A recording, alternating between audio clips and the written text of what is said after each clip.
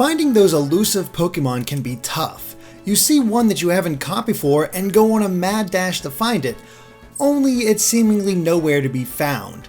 And it doesn't help that Go doesn't really explain how to track Pokemon either, like, at all. But we're here to change that with a useful method that'll help you find and capture the Pokemon that you really want. Now you're likely already aware of the nearby list, which by default shows the 3 closest Pokemon and occasionally pulsates when a new Pokemon enters the list. You can see what it is by tapping the icon and popping open the list, which expands to display the 9 closest Pokemon. The footprint icons beneath each of them denotes how close, or far, that Pokemon is from you. 3 footprints means it's within a kilometer, 2 footprints 100 meters, 1 footprint means it's just 10 meters away, and if there aren't any footprints at all, then that means you're practically on top of it and should encounter it soon. You can then tap one of the Pokemon icons in order to highlight it on the nearby list icon, allowing you to constantly see the amount of footprints it has while walking around, which can help track it down. But here's the catch. Because of the distances involved, those footprint icons don't update all that often, making this task a lot harder than it needs to be. So, we have a better way. As you might have noticed, the Pokemon on the expanded nearby list sometimes switch positions as you walk. This is because the Pokemon are actually listed in order from closest to farthest, starting from the top left corner and going down to the bottom right. So if a Pokemon you want is moving toward that top left position, congrats, you're getting closer to finding it.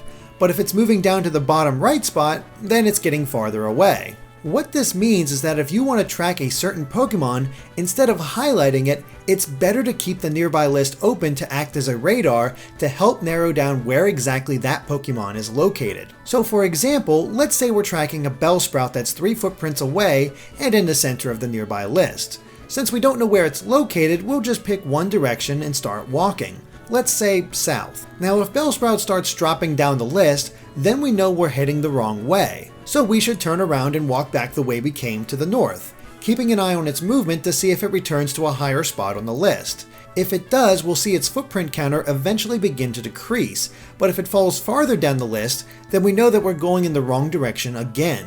If this does happen, we would return to the location where it was the highest on the list and head either east or west from that point and repeat the process. If it decreases again, we know it has to be the only remaining direction.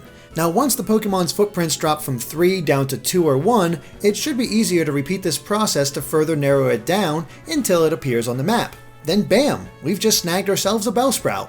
And if you have some friends who want to get in on the hunt, it'll be even easier since that one Pokemon will appear for everyone.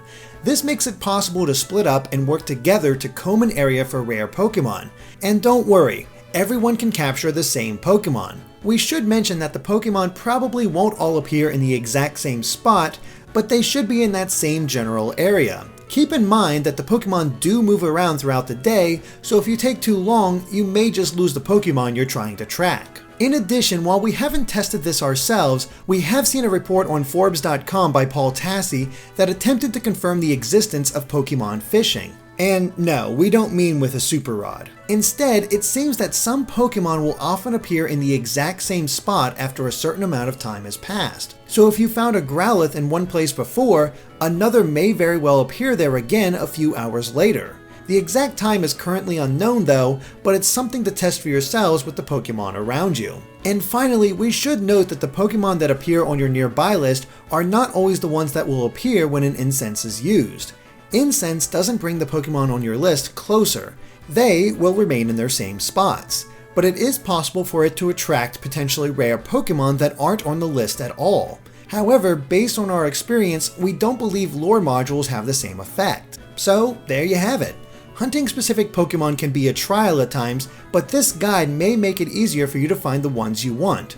Of course, if you have any tips of your own, please share them in the comments. We're all in this together to catch them all. Thanks for watching, and if you liked this video, be sure to subscribe for more on Pokemon and other things gaming.